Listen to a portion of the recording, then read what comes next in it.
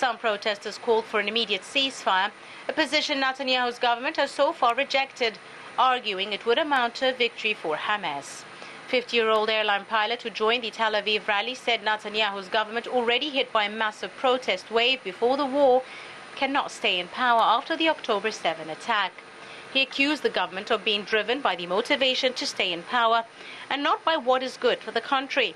Police later said they arrested 16 protesters for public disturbances, whilst the force used water cannons to disperse the crowd as they blocked a highway. Saturday's gathering bore some resemblance to mass protest against Netanyahu's controversial legal overhaul before the war in Gaza a century ago, as one protester put it with a sigh. Israel's top court earlier ruled against a key component of the changes, which have largely been shelved. Netanyahu had argued that they were necessary to rebalance power between judges and elected officials.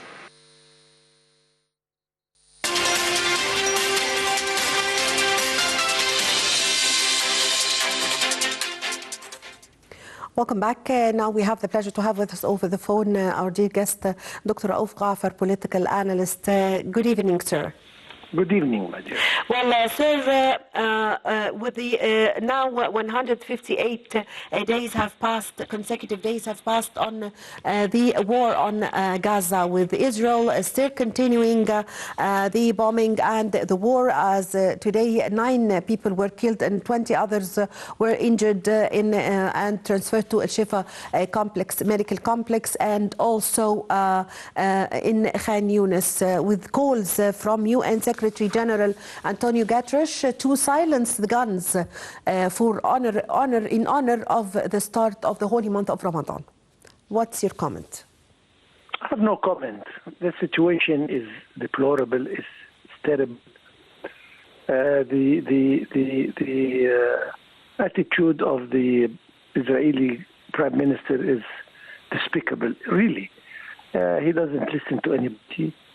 He thinks only of his political future and career, which is practically finished. But he still, hope that things will move into his direction.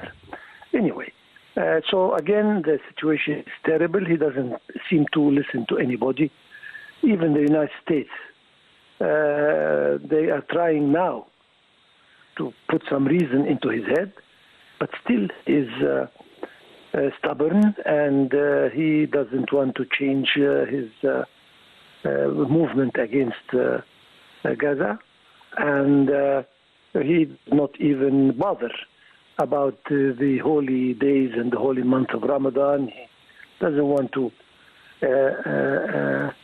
listen to reason and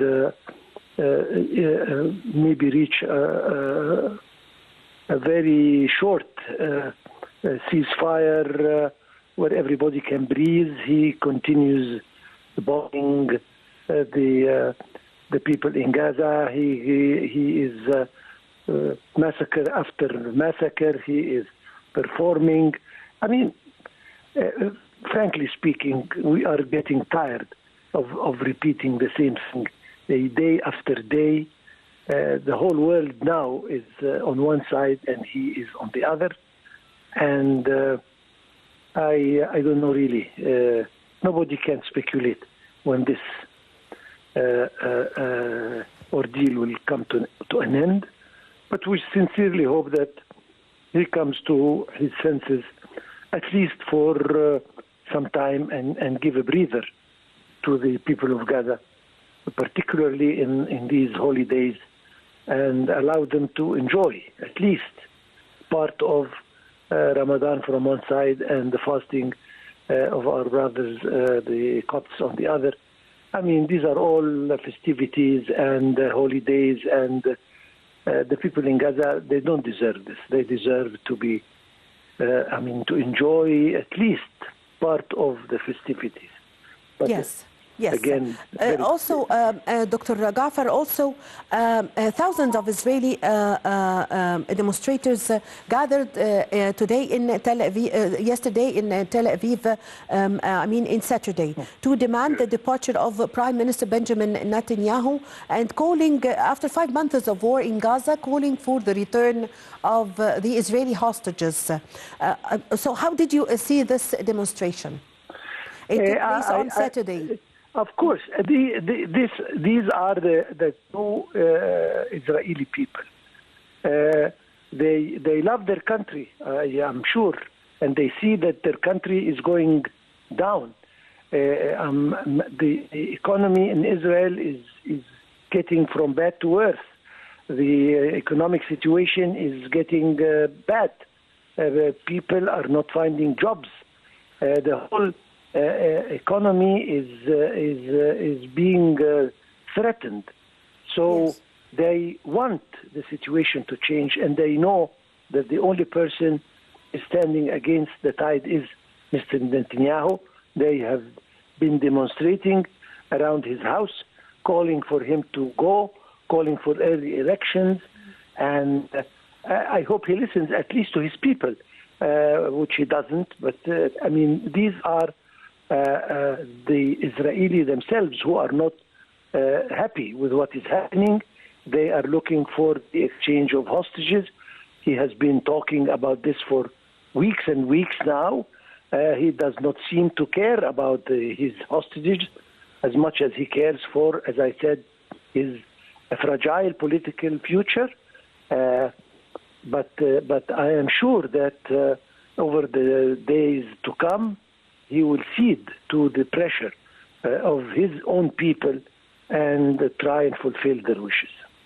Yes, yes. So how is the war also affecting Israel? Because as we know, Israel does not have a regular army, but they take the employees from the ministries, and in order to join the army or the military operations.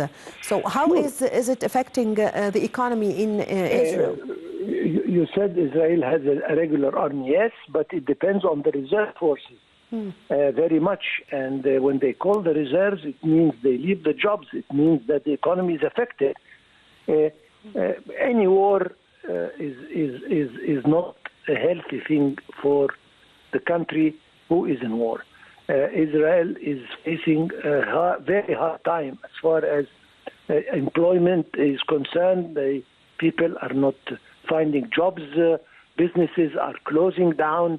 The indexes of the economy are all shooting down, and even the rating of the economy in Israel is by the international institutions and agencies is going again downwards. So it is not a pleasant situation, despite the continuous and enormous aid and armaments they get from Europe and the United States. They still face a very big problem. And of course, even some officers and soldiers in the army are not satisfied with the situation. Some of them have resigned. Some of them don't want to be drafted. And again, it's a big dilemma. And that's why I say that he should listen to his own people. If he doesn't want to listen to the international community, he should listen to his own people, because he is taking them down the drain, unfortunately, for the people who want to live in peace with their neighbors. I'm talking about normal Israeli people, of course. Yes.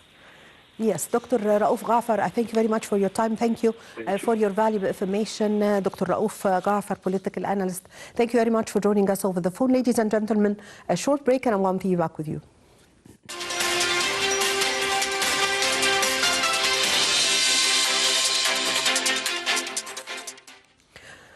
Welcome back.